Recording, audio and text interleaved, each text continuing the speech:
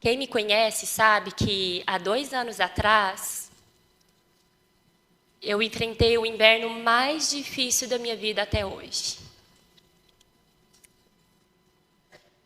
Um dia antes de tudo começar, na minha leitura bíblica, Deus me deu um versículo. Eu não sabia de nada, eu não tinha ideia do que estava por vir. E na minha leitura bíblica tinha Deuteronômio 16:1 que diz: guarda o mês de Abibe, para quem não sabe, é como se fosse o nosso janeiro, é o primeiro mês do ano. Guarda o mês de Abibe e celebra a Páscoa do Senhor, teu Deus. Porque no mês de Abibe, o Senhor teu Deus te tirou do Egito de noite. E essa palavra, de noite, ficou incrustada no meu coração. Eu fiquei pensando, o que seria naquela época, que não tinha eletricidade, que não tinha... O que é Deus tirou o povo de Israel do Egito de noite? Não foi de dia. Não foi quando tudo estava bem. Foi depois, inclusive foi depois da Páscoa, que teve toda a questão dos primogênitos, a separação entre o povo de Israel e os egípcios. Foi tenebrosa aquela noite, assustadora. E Deus diz, né? Sai, e foi durante a noite, e aquilo me guardou, e aquilo me impactou, e pensei, não importa quão escuro esteja o meu dia, Deus me tirou do Egito, do meu Egito. E aquilo ficou no meu coração. No dia seguinte, de manhã eu levei meu filho na escola e eu percebi que já há alguns dias a minha filha Esther não estava bem, muito animadinha. E eu liguei para a pediatra. E ela pediu para eu ir no consultório. E ela fez um encaixe. Quando ela escutou o pulmãozinho da Esther, ela falou assim, eu não estou escutando nada. Na minha santa ignorância, eu achei que o nada era que ela não tinha nada. Eu jamais imaginei o que estava por vir.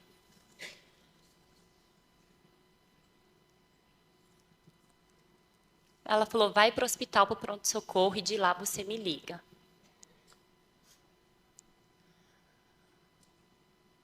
Deixei as coisas organizadas em casa rapidamente. Fui para o hospital. Ela fez o exame, o raio-x. E aí a médica disse assim para mim, internação imediatamente. E ela foi para a sala de emergência da UTI. Naquele momento, eu lembro de ter perdido as forças dos meus joelhos.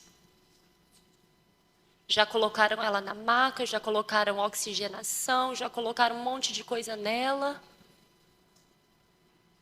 Eu tenho muito a agradecer a todas as pessoas que o senhor colocou no processo. A doutora Ana, que é a médica da Esther, apareceu no hospital logo em seguida, já foi me ajudar. Nós esperamos, não tinha vagas, nós esperamos, isso era perto do meio-dia, eu sei que nós fomos entrar realmente no quarto, era meia-noite. E eu não posso reclamar, irmãs. Só tinha vaga para minha filha naquele dia, porque era inauguração da ala pediátrica nova do hospital. Minha filha foi a primeira paciente daquele quarto. Tem carinho maior de Deus, mesmo no inverno? Eu me lembro de entrar no quarto e uma voz muito clara no meu interior dizendo assim, me louve até o final. Irmãs, eu não sabia o que aquilo significava. Eu sabia que era num contexto, porque eu tinha lido um livro um tempo antes. E aquilo tinha ficado no meu coração. Eu sabia que estava relacionado à experiência daquele livro. Mas eu não tinha ideia do que estava por vir. Mas uma coisa eu tive: temor. Então eu ajoelhei e falei: Senhor, eu não sei o que está por vir, mas eu não quero murmurar. Me ajude a louvar até o final. Eu lembro que naqueles 3 primeiros dias, eu fui assim atropelada por informações e por procedimentos. Nós entramos meia-noite, quando for 4:30 da manhã, a enfermeira entrou no quarto e falou: por favor, quero que você preencha todos estes papéis, sua filha vai para o centro cirúrgico. Minha filha tinha 1 ano e 4 meses. Eu falei: sozinha? Porque aquela falsa sensação de que se ela está comigo, então está tudo sob controle. Ela falou assim: sozinha, ela precisa entrar sozinha com os médicos, você não pode entrar. Daí eu fui dar uma, e ela me deixou. Acho que eram uns 15 papéis. Uma página após a outra, de todos os riscos que a minha filha poderia sofrer. Inúmeros. E você assina embaixo que se acontecer você não vai processar o hospital.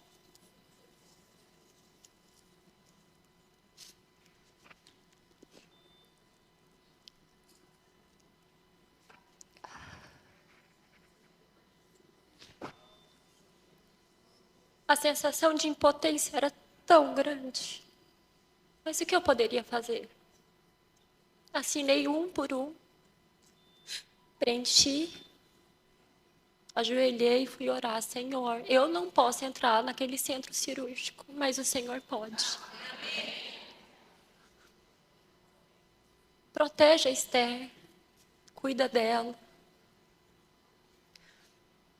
Logo eles a levaram. E eu me lembro de ter ficado sem forças, ter me ajoelhado, eu levei ela até a porta do centro cirúrgico, voltei para o quarto.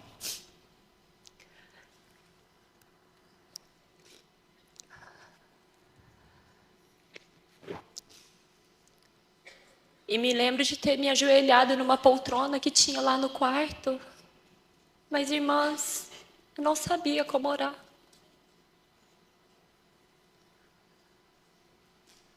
Às vezes, a situação é tão assim, que a gente não tem palavras. A gente quer entregar para Deus, mas a gente não sabe nem como começar a orar. A dor é tão grande. Daí eu me lembrei de uma história que eu li muitos e muitos anos atrás. Eu ainda provavelmente estava na universidade. E essa história dizia assim. Vou tentar falar.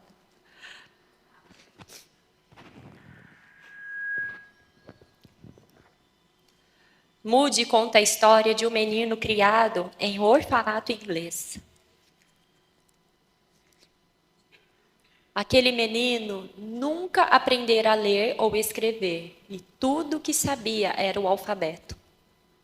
Um dia, o pregador itinerante visitou as crianças e disse que se estivessem com problemas, deveriam orar a Deus e Deus as atenderia. Este menino cresceu e um dia encontrou o emprego de pastor de ovelhas. Mas, por mais que tentasse, ele não conseguia mantê-las juntas. Lembrando-se das palavras do pregador, ele decidiu orar e pedir a Deus para ajudá-lo a controlar as ovelhas. Um homem passando pelo campo ouviu e, quando olhou para ver quem era, viu o menino de joelhos recitando o alfabeto: A, B, C, D. Perguntou-lhe o que estava fazendo, e o menino disse que estava orando. E o homem logo reagiu: isto não é orar. Isso que você está fazendo é recitar o alfabeto. O menino respondeu: eu não sei orar. Mas acredito que se der a Deus tudo o que eu sei, Deus poderia organizar as letras em uma oração e me dar o que eu preciso. Queridas irmãs, eu orei muitos ABCDs naquela sala, naquele quarto de hospital. Literalmente, A, B, C, até o Z, e voltava para o A. E eu acreditava que o Senhor, com seus gemidos inexprimíveis, poderiam completar as minhas orações.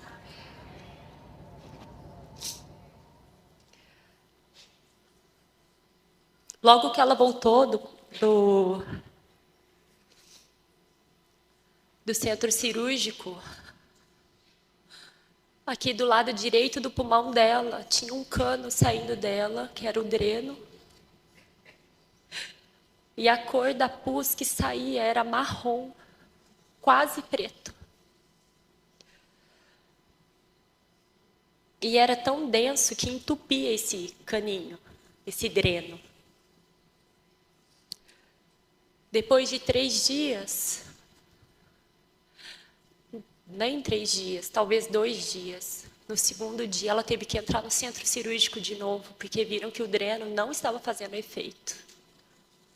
E teve que colocar de novo. E o cano que colocaram era um cano cerca de 1 centímetro de diâmetro, no pulmãozinho dela, para que pudesse sair tudo que estava fazendo mal.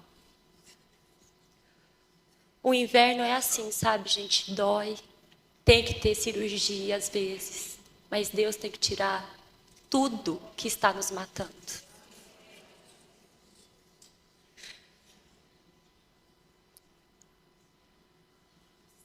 Na primeira semana, eu não conseguia sentar e orar direito. Mas os hinos me acalmaram muito. E eu cantava muitos e muitos e muitos hinos no quarto. Alguns muito conhecidos, como Não é minha graça que basta. Ou alguns cânticos de criança, como Meu barco é pequeno, grande é o mar, Jesus segura a minha mão. Ele é meu piloto. E tudo vai bem, até a chegada. Cantei muitas e muitas vezes. Mas uma coisa era certa naquela primeira semana. Apesar de eu não ter murmurado que isso foi a graça de Deus que me conduziu, eu fiz muitas perguntas para Deus. Eu questionei como é que ele podia ter pedido para Abraão, o filho dele. Eu falei, Deus, você não tem ideia do que você pediu para Abraão. Audaciosa, né? Eu falei, Deus, você não está entendendo o que é ser homem.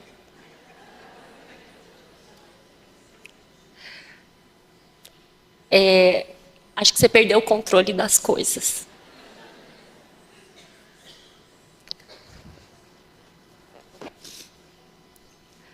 E naquela primeira semana, eu também fugi das minhas orações, aquelas verdadeiras orações.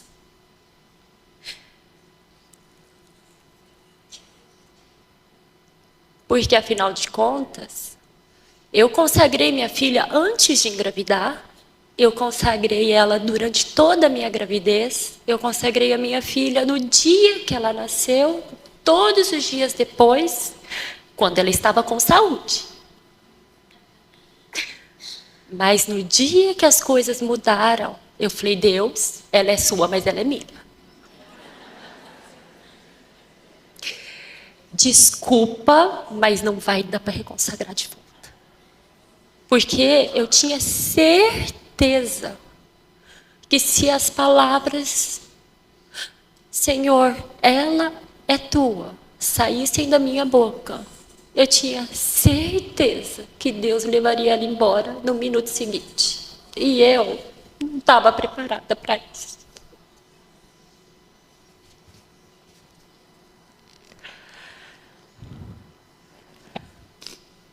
O medo, o pânico, o pavor, e aquilo foi crescendo dentro de mim de tal maneira que eu comecei a estender isso. Então eu começava a pensar, meu filho está na escola, meu Deus, ele vai cair lá do parquinho, vai bater cabeça. Ai, meu marido está indo de carro, aí ele vai ter um acidente, meu Deus. E aquilo foi crescendo. E outras coisas da minha vida que estavam bem, que o Senhor estava cuidando, eu comecei a entrar em pânico.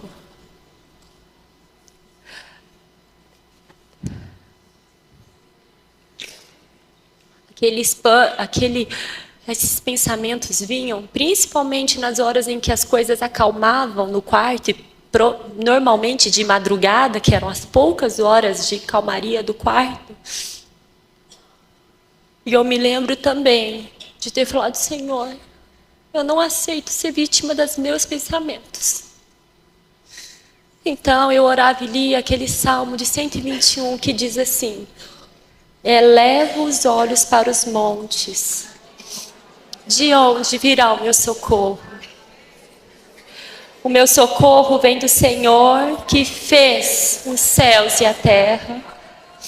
Ele não permitirá que os teus pés vacilem. Mas eu orava assim, Senhor, você não permitirá que os pés da Esther vacilem. Não dormita aquele que guarda a Esther. É certo que não dormita, nem dorme o guarda da Esther. O Senhor é quem guarda a Esther. E assim eu orava e lia. Aí terminava o da Esther, eu punha o nome do Gabriel. E terminava do Gabriel, eu punha o nome do Rafael. E isso acalmava meu coração. De novo, o que acalmava meu coração era a palavra de Deus. Eu sabia que Deus queria me purificar, mas eu não tinha ideia do que Ele queria me purificar naquele momento. E eu me lembro que meu avô dizia que nós, na vida, temos uma cota de lições. E assim como na escola, quando nós não passamos nas nossas provas, a prova vem de novo. Porque Deus quer alcançar algo em nós. Já percebeu, às vezes, quando as coisas se repetem, e aí vem de novo, passa uma fase de calmaria, e aí vem a mesma pessoa, a mesma situação, e de novo, é porque nós não aprendemos. E Deus, infelizmente, precisa dar aquela prova de novo. E aí eu ajoelhei e falei, Senhor, eu aceito, se for disciplina, se for para crescimento, não sei para o que é, para me purificar, eu aceito. Mas é o seguinte, eu vou ficar nesse quarto de hospital, ou nesse tempo aqui, quantos dias o Senhor quiser. Mas eu não aceito ficar aqui mais nenhum minuto, porque eu não me dobrei a você. Eu não aceito ficar nesse quarto nem mais um minuto, porque eu não me dispus a me dobrar ao Senhor.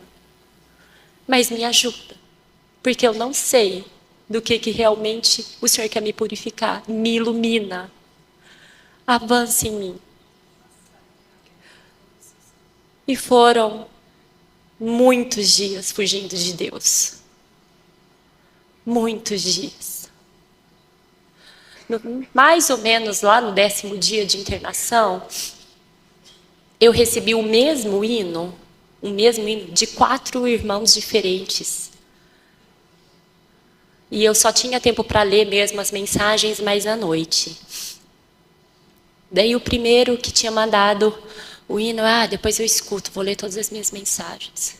Daí mais um pouquinho, nossa, o mesmo hino, tá bom, daqui a pouco eu escuto, vou ler todas as mensagens. Bom, no quarto eu falei, não, tá bom, Deus, eu vou escutar agora, vou ler as mensagens depois. Mas esse hino mudou muita coisa na minha vida e trouxe muita luz. Esse hino dizia que Deus é Deus. Se Ele faz, Ele é Deus. Se Ele não faz, Ele também é Deus.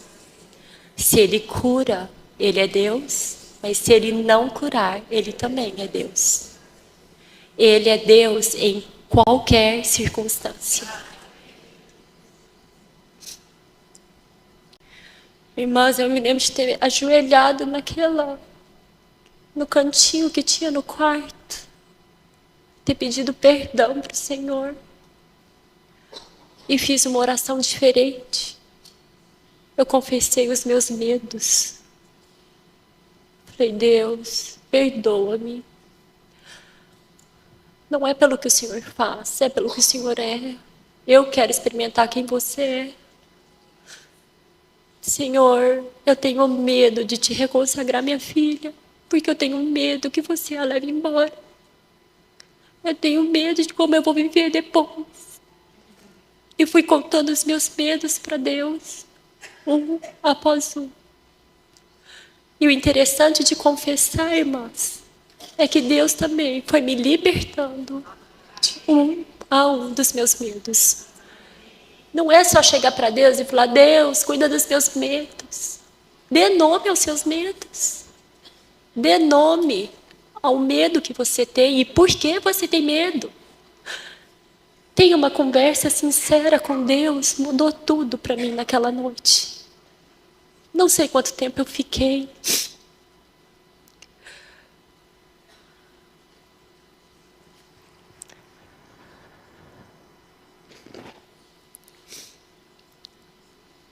E o Senhor me falou naquela noite que mesmo que eu fugisse dele, Ele é Deus e Ele faria o que Ele quisesse.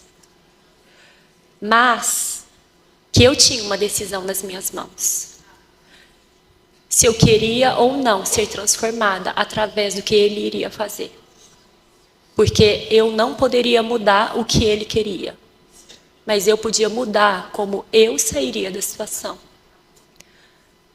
A nossa decisão não libera poder nenhum, mas a nossa decisão dá permissão para quem tem o poder fazer todas as coisas.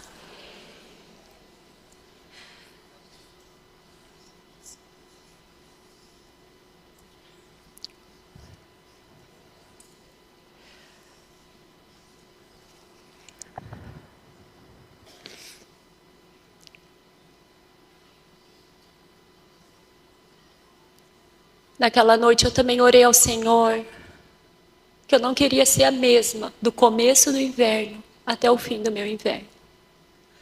E o que o Deus que eu conhecia no começo do meu inverno não poderia ser o mesmo no fim do meu inverno. Irmãs, eu escolhi ter uma tenda de encontro com Deus.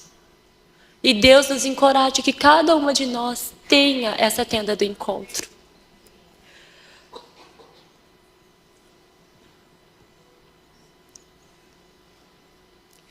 Logo depois, alguns dias depois, nós teoricamente estávamos caminhando para o fim do tratamento, no 14º dia, que é assim, se você toma esse remédio por 15 dias e não tem febre, você caminha para a última semana do tratamento. No 14º dia, a doutora Ana passou pelo quarto, viu a Esther estava ótima. Nós estávamos felizes, comemorando que a gente ia entrar no estágio final. Ela saiu do quarto. Nem 5 minutos depois, quando eu fui trocar a Esther, no mesmo local onde estava a drenagem, saiu uma substância marrom, muito esquisita, e estava pegando por todo o curativo aqui nas costas. Na hora eu chamei a enfermeira foi correndo, chamou a chefe da UTI.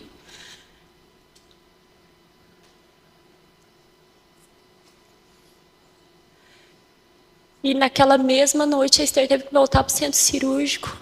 Ela teve febre. E tiveram que fazer um novo procedimento nela. E a febre zerou toda a contagem. Era como se não tivesse tido tratamento nenhum. E eu me lembro de ter ido ao céu, ao inferno em 5 minutos. Porque quando a doutora Ana estava saindo do quarto, eu estava radiante. E quando eu voltei ao quarto, eu já estava desesperada.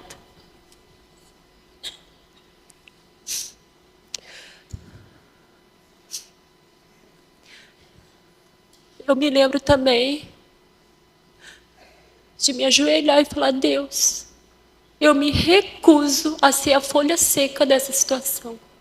Eu não sou a folha que caiu da árvore. Eu sou a árvore com raiz. Eu não posso ser vítima das circunstâncias e das notícias que me rodeiam. Eu me recuso a viver assim. Eu tenho um Senhor. Eu tenho pai, mas vivo como órfã. Naquela noite, eu orei ao Senhor que me desse a experiência de sentir paz, independente das circunstâncias. E ele me fez lembrar de 2 versículos. Salmos 1:3, que diz: Ele é como árvore plantada junto à corrente das águas, que no devido tempo dá o seu fruto, e cuja folhagem não murcha, e tudo quanto ele faz será bem-sucedido. É como árvore plantada. Essa palavra murchar, ela não murcha. Essa palavra murchar quer dizer que ela não afunda, ela não cai, ela não esmorece, ela não desfalece. E Salmos 1:3 diz: Ele é como árvore plantada junto à corrente de águas que no devido tempo... Não, é outro. Desculpa, irmãs. Jeremias 17:8. Porque ele é como árvore plantada junto às águas, que estende as suas raízes para o ribeiro e não receia quando vem o calor. Mas a sua folha fica verde, e no ano de sequidão não se perturba, nem deixa de dar fruto. Essa palavra estender, no original, quer dizer direcionar. As nossas raízes, quem comandamos somos nós. Para onde eu e você temos direcionado as nossas raízes? Diz que a palavra receia é que nem percebe. Imagina vir uma situação e você nem perceber, porque você está plantada. E diz que não se perturba, quer dizer, não teme, não fica ansioso, não se preocupa, não fica com medo. E aquela noite eu orei e li esse versículo: Senhor, eu quero ser como essa árvore plantada junto às águas, que direciona as minhas raízes para o ribeiro, que não percebe, que não considera quando vem o calor, mas a sua folha fica verde, no ano de sequidão não teme, não fica ansiosa, não fica preocupada, não está com medo, nem tem pavor, nem deixa de dar fruto. O poder do inverno é também reconhecer que o verdadeiro e a única fonte é estar junto às águas.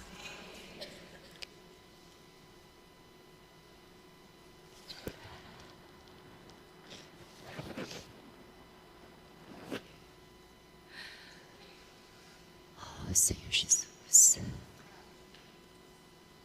Durante meu período no hospital, eu li alguns livros também. No meu pouco tempo de folga, quando a Esther dormia, à luz da lanterna, porque eu desligava a luz do quarto. E eu me lembro de ter lido um capítulo que falava sobre quebrantamento. Que muitas vezes nós queremos que Deus trabalhe em nós, mas nós não aceitamos quando Ele quer vir nos destruir e moldar de novo. Deus não quer pequenas rachaduras em nós. Deus quer destruir tudo. e fazer um novo. Se vai ser igual ao formato original, se vai ser maior ou menor, é prerrogativa dele. Isso ficou no meu interior. Eu falei, Senhor, eu quero sair do hospital diferente. Não quero ser a mesma Priscila que entrou. E durante as orações, o Senhor também me fez tocar no amor de Deus.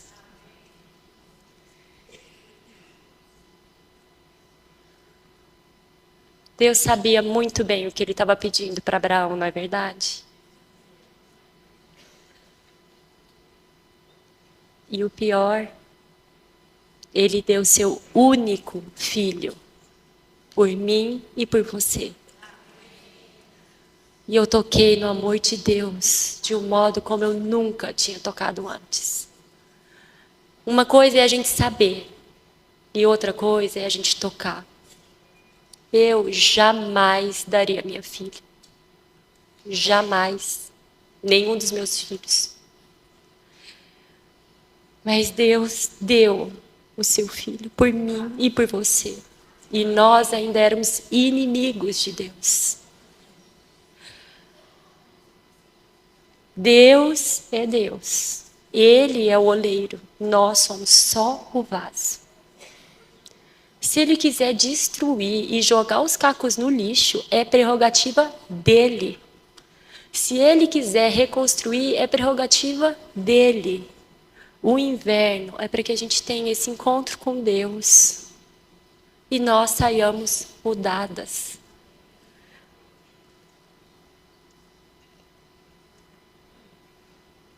Eu conheci um Deus que jamais conheceria na primavera ou no verão. E Deus sabia a minha exata cota do que me faria perder todas as minhas forças. Os irmãos às vezes brincam que é para a gente abrir aquela salinha fechada. Mas eu falo na minha experiência que é descobrir salas que eu nem sabia que eu tinha. Pensamentos que eu jamais imaginei na minha vida que eu teria. Dúvidas do amor de Deus. Fui criada no lar cristão. Recebi o Senhor cedo. Sabia de muita coisa. Mas na hora da prova, eu duvidei de muita coisa. E a luz de Deus veio me iluminar de que Ele era Senhor, mas na hora da prova, eu queria ser o Senhor. Que eu tinha um Deus, mas na hora da prova, eu queria ser Deus, porque eu achava que Ele estava perdendo a mão das coisas. E às vezes, porque a gente não entende os porquês, a gente não deixa Deus trabalhar. E a gente não decide deixar Ele trabalhar.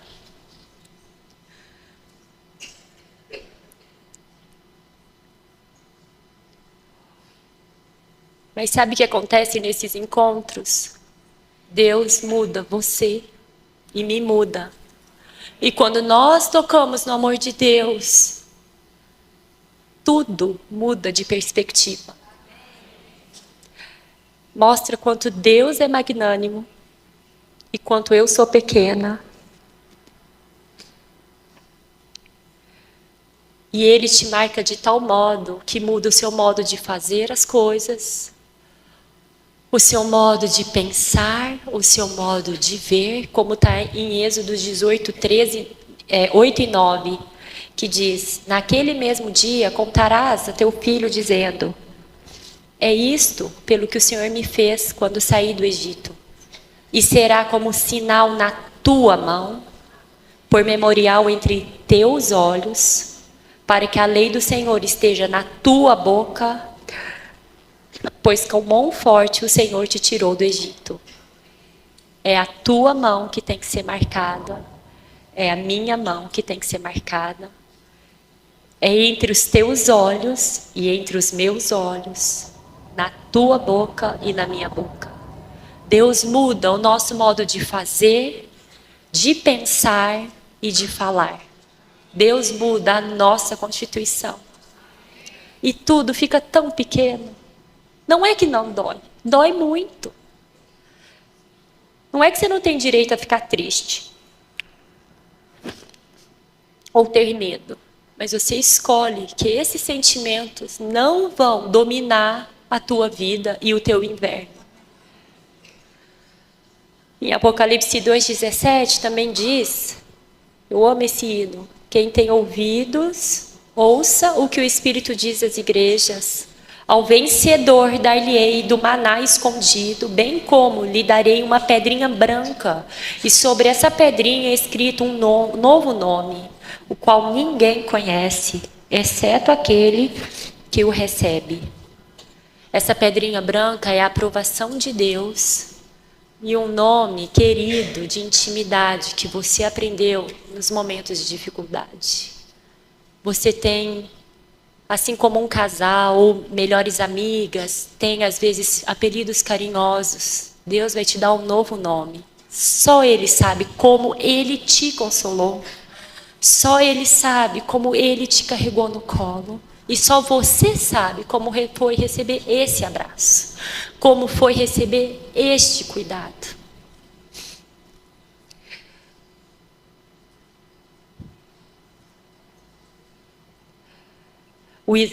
E o interessante também do inverno é que ele expõe o que realmente foi validado em nós ou não. A Esther, ela tinha tomado as vacinas, ela estava em dias com as vacinas, com a primeira dose e com os reforços, mas ela não tinha sido completamente imunizada, e foi por isso que ela pegou a doença. Eu nunca imaginei que uma pneumonia poderia ser o que foi. Para mim, pneumonia era aquele negócio, você vai, fica no hospital, faz umas inalações a mais, uma injeção, toma um remedinho. Eu nunca imaginei que iriam colocar um cano no pulmão da minha filha. Eu nunca imaginei que o catarro podia ter a cor de morte.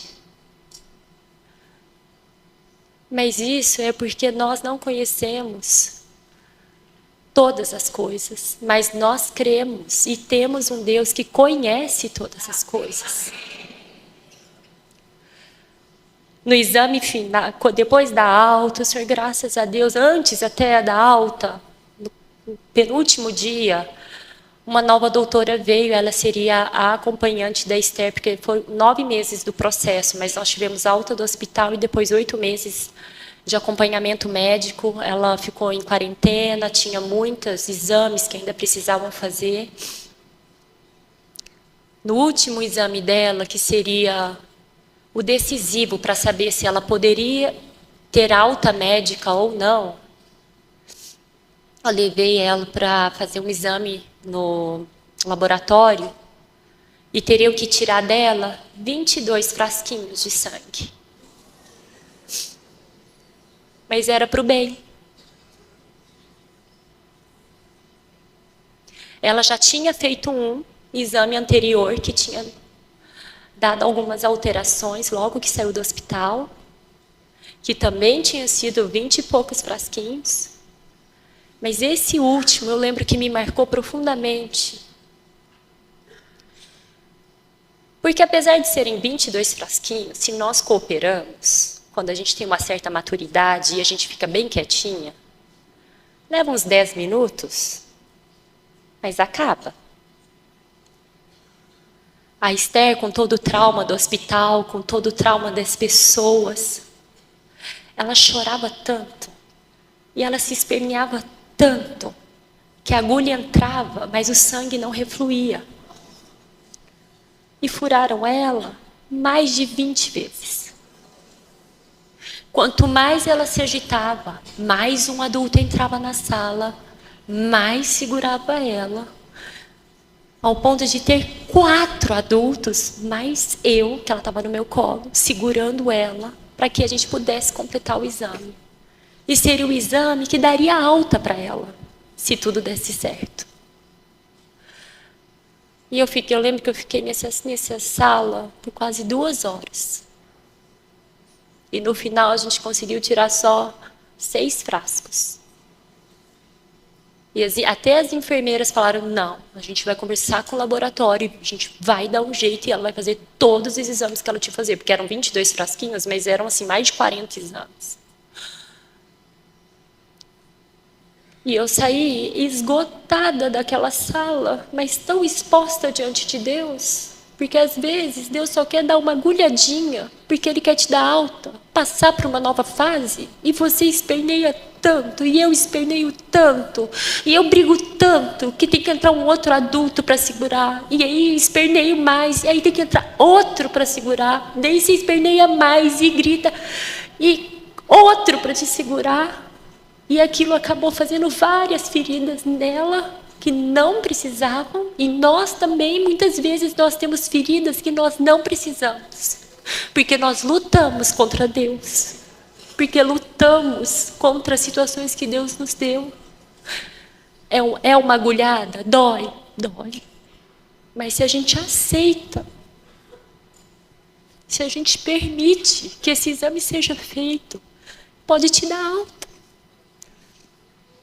Eu lembro de ter saído esgotada e tão exposta daquela sala de laboratório. Falei, Senhor, quantas vezes eu sou assim, do jeitinho que a Esther foi, ou pior.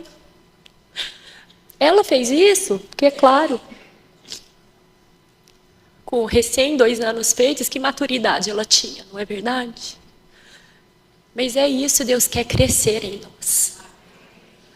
Deus quer a nossa maturidade também, através das situações. E sabe o que acontece, irmãs?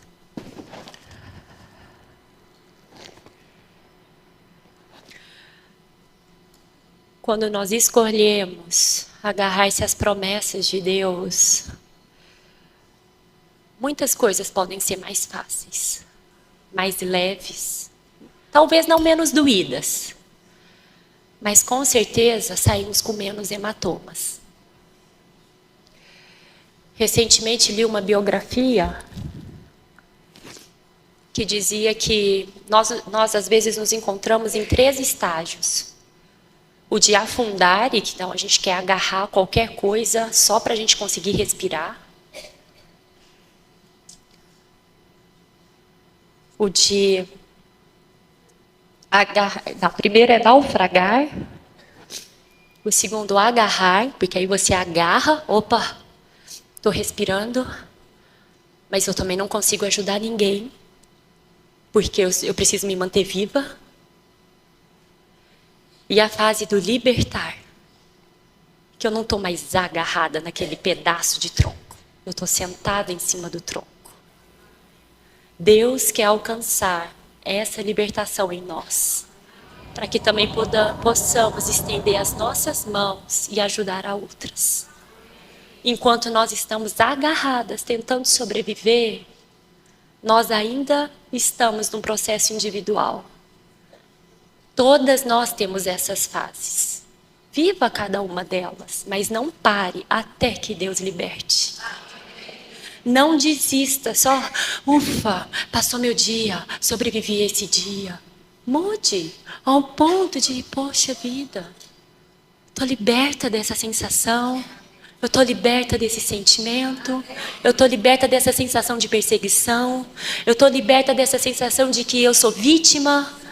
Irmãs, vamos experimentar a libertação do Senhor. Tudo é para o nosso amor. Ele fez a maior prova de amor que esse universo poderia ter, dando o filho dele por nós. Que tal darmos também o mesmo passo? Senhor, me liberta. No meu inverno, me liberta.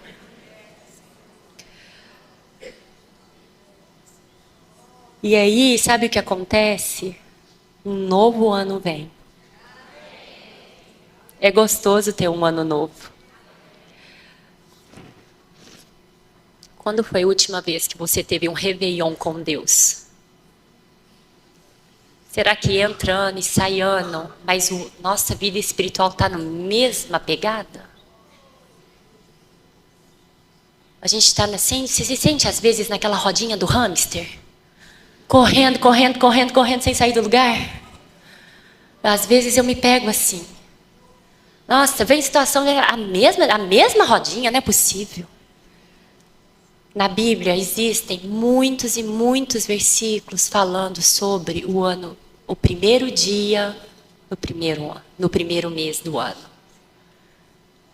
No primeiro dia do primeiro mês do ano, Deus tirou o povo do Egito.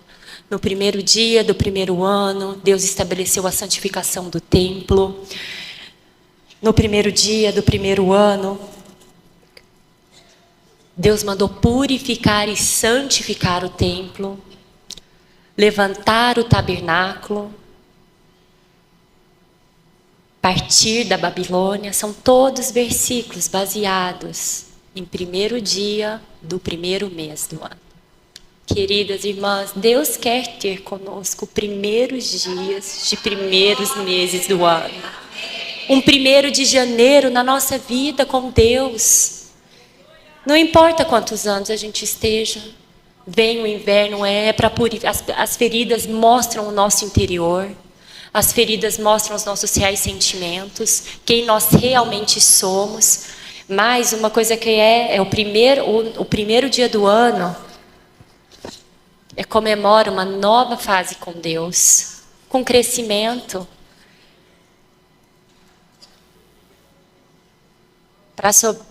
É claro que foi importante para mim todas as outras lições dos outros invernos. Nós não passamos só um inverno na vida. Claro que alguns são bem mais pesados do que outros, alguns são leves. Mas o importante é que a cada inverno a gente tenha um encontro com Deus. Há uma tenda do encontro em cada estação, inclusive no inverno. Novos ciclos virão, coisas boas, a primavera chega.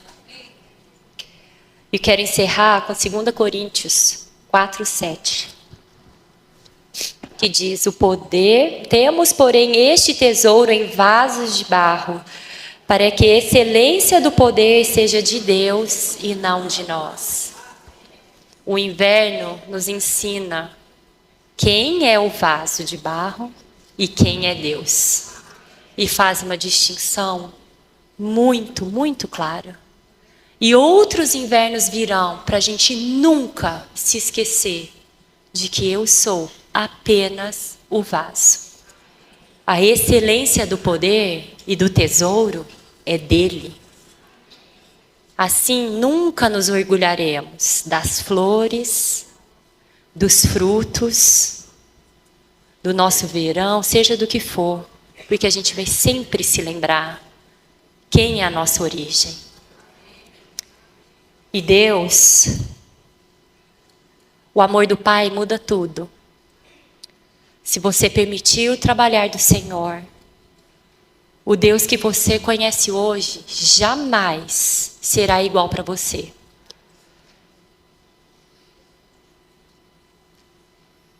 Os seus encontros lhe darão uma nova intimidade com Deus, um novo nome, uma fé mais pura e um novo ano.